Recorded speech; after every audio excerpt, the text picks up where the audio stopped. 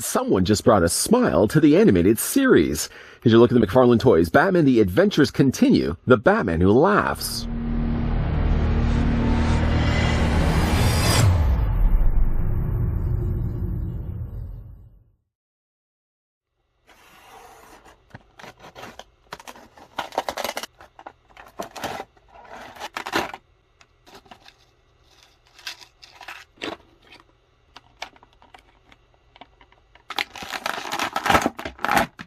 Inspired by the beloved and Emmy Award-winning Batman the Animated Series, The Adventures Continue, The Batman Who Laughs features a design in the iconic Bruce Timm art style. If you think it's the same joke, just wait for the punchline. Before we get a closer look at the McFarlane toys, The Batman The Adventures Continue, The Batman Who Laughs, I'm not sure how I'm going to be able to fit that all in the title. I'd like to thank the folks over at McFarlane Toys that did provide this sample we're about to have a look at. Grabbing the tape measure, as you know we always do, taking it right to the very top and going right to the points of his cowl, the Batman Who Laughs stands about 6 inches. 6 is here. He's a little less than that, but I'm going to still say 6. We're going to stick with 6. And to flip that around, you're looking at the figure that's about 15 centimeters in height. Marking now the second of these Adventures Continue Batman figures that we've looked at makes things a little bit easier when it comes to comparing sizes. We're going to bring in the Batman version 2. I know my hairy arm's in the way right now. I'm just going to get Batman to stand up. There we go. Just want to show you the difference between the two. You can almost see some new influence being done to the molds, because obviously the Batman Who Laughs wasn't present with the original DC Direct line, that they almost kind of come across like they're not part of the same line.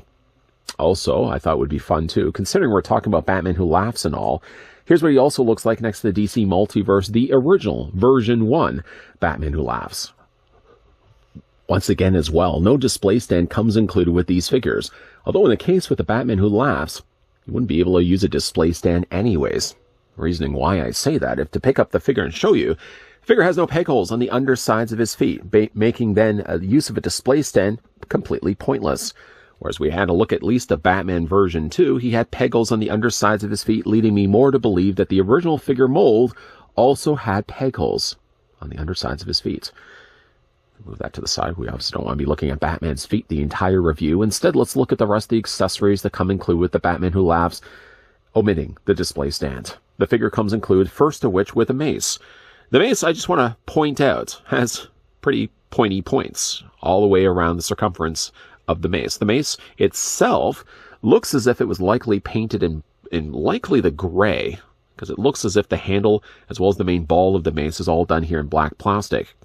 A darker gray, for some reason, is actually painted on the end of the handle. It's not the same color that they use for the ring of spikes.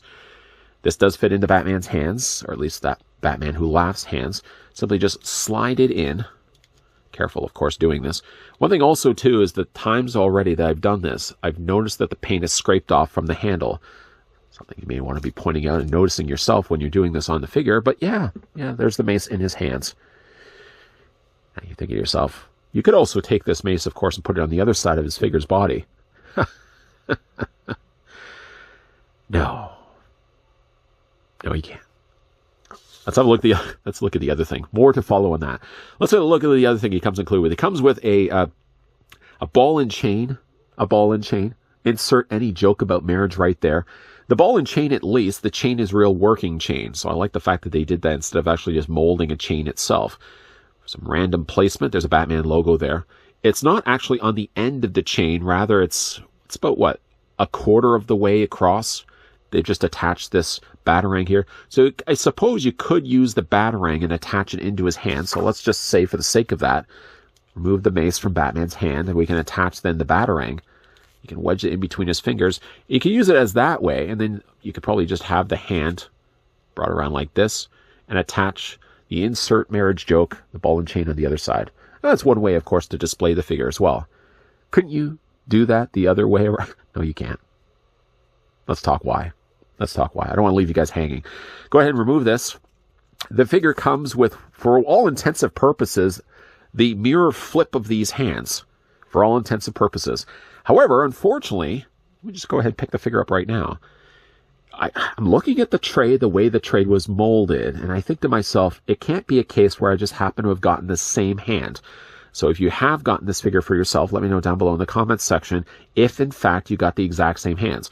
Because the hands that he comes included with, you'll notice, are gripping hands on the same one side of the figure's body. And then the other gestured hand happens to be the same hand that he has on this side of his body. So you can't flip it around to the other side. I mean, yeah, you could, but you'd only be lying to yourself. Clearly you would know, and everybody that would be able to point that out to you would know, the thumb is going upside down. You can't flip them around. Or again, you could also have this hand on this side, but it would just eat away at you. It would eat away at your core soul to know that the hands are on the wrong side of the figure's body. So yeah, I don't know why those hands are simply duplicates. Again, I'm looking at the tray. The tray, where's the tray? The tray is over here. Let me just put the figure down here. I know right now you're probably all just thinking, this guy's crazy. I mean, he probably was just given a duplicate hand. Hold on a second. I'm just going to bring back the tray here. Looking at the hands the way they've actually put them in, if you look at the tray, and even as you saw in the opener of the review, the tray was deliberately molded to cater to those hands. It wasn't a case where it was flipped around the opposite way. So it must have just been a factory error that they happened to put duplicate hands in instead of actually giving you a mirror flip hands instead. Hands aside, let's get a closer look now at the figure itself. Now, this is, of course, not Batman the animated series, the Batman Who Laughs. Obviously, the Batman Who Laughs never even existed at the time that those series first originated. But this is sort of McFarlane's take of what Batman Who Laughs would look like from the animated series cartoon. Gotta say, it does work quite well. I may also just be saying that too because I'm biased towards the character. I gotta say, the style of it works quite well to something you'd expect to see with the animated series. And though, again, while I did bring in the Batman for comparisons, it does maybe look a little like they could be from two different lines. But really, if I was to say compare it with a Scarecrow, you could also say looks like it's a different line from this Batman. It's just by the nature of the design of the character. He certainly is lean and limber like what you would expect from a Scarecrow character. Very broad in the shoulders, gnarly looking teeth as you can see, and he does have the ring of spikes. The spikes that go around his head unfortunately does prevent the figure having some decent articulation. It doesn't also help as well that he has such a high collar.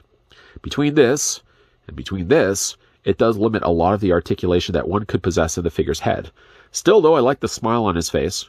Paint is handled quite well. You got a little bit of reflection there on the top of his face. A little bit of reflection there, or blue highlights there on the tops of his shoulders. And he has the fastened buckles there at the front of his outfit. He has a long-tailed jacket, which is not really the softest of plastics. It's actually pretty hard of a plastic that they use. But it's not really like this guy is ever going to be sitting inside of a vehicle. He looks, from a design standpoint, he looks like the Batman Who Laughs. Just, again, stylized in the way that the presentation would be for the Batman animated series. And New Batman Adventures are the New Adventures of Batman. For the articulation on this guy, let's go ahead and look at him right now. The head is on a ball joint. And even though I say that, it's simple to say it's on a ball joint, but that's about as much as I can actually do with the figure's head. It can rotate this way, and it can rotate this way. Oh, you missed the last one? Okay. And you can rotate it this way. His ears actually are a lot softer in plastic than the tail of his jacket. Not that that really matters. Shoulders do move forward and back. The top of his torso I thought would have been a softer plastic, but it seems actually it's pretty hard as well. When it comes to his arms, you can move his arms out at a comfortable 90-degree angle bend, or just a little less than that. You can take the arms and move them forward. You can also move them back. He does have only just a single hinge in his elbow, but that at least allows the arm to bend, not fully at a 90-degree angle bend, but instead just a little less than that. That's as far as you can get it. He does, however, though, allow the arms to rotate back and forth. The hands, I would say whatever hands you decide to display him with, but unfortunately, you're pretty much stuck with these hands for right now. Hands rotate all the way around. You can also hinge them back and forth. The figure does have a waist swivel, although it's a little harder to get there because he's got the jacket tail behind you. It does swivel back and forth. The legs do split out. They are on ball joints. Derogatory crotch shot of Batman Who Laughs. You can take the legs and, of course, move them forward and back. This actually, by the way, is softer plastic. This isn't. It's a harder plastic, and yet the lower part of his torso is made use of a softer plastic. Probably just to help to conceal the joints and still not limit any articulation. Figure does have a double hinge on the knee, and he does have articulated feet. So you can move him back and forth this way and also up and down. Short of the shortcoming of getting the wrong hands packed along with this figure, I actually really like the look of the Batman Who Laughs. And again, just to bring him in, here's the Batman version 2. We're going to be looking at several of these, by the way, so if this is the kind of thing that you guys are keen about, stay tuned, because of course we're going to be looking at more of these. But when it certainly comes to the Batman Who Laughs, Not only do I think he fits well into what you would expect to have seen him if he ever made the appearance in the old animated series, but I also think he fits quite well in with that animated style of figures. First produced by DC Direct, continued on later by McFarlane Toys. Oh, I see you invited your significant other. No, that's not right.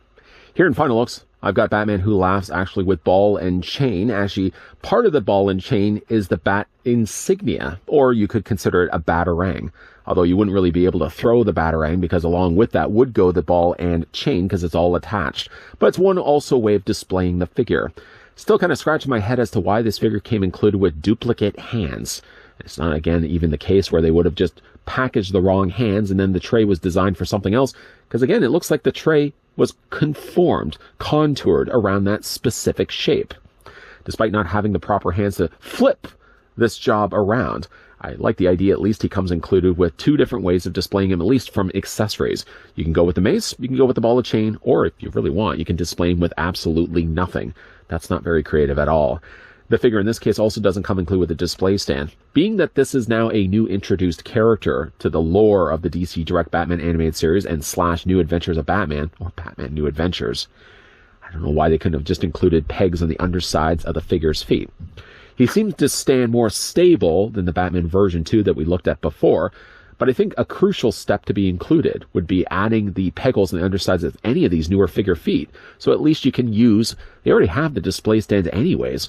Why not just put pegals on the undersides of their feet so you can use any one of those McFarlane DC logo stands before and attach them to the underside of the figure's feet?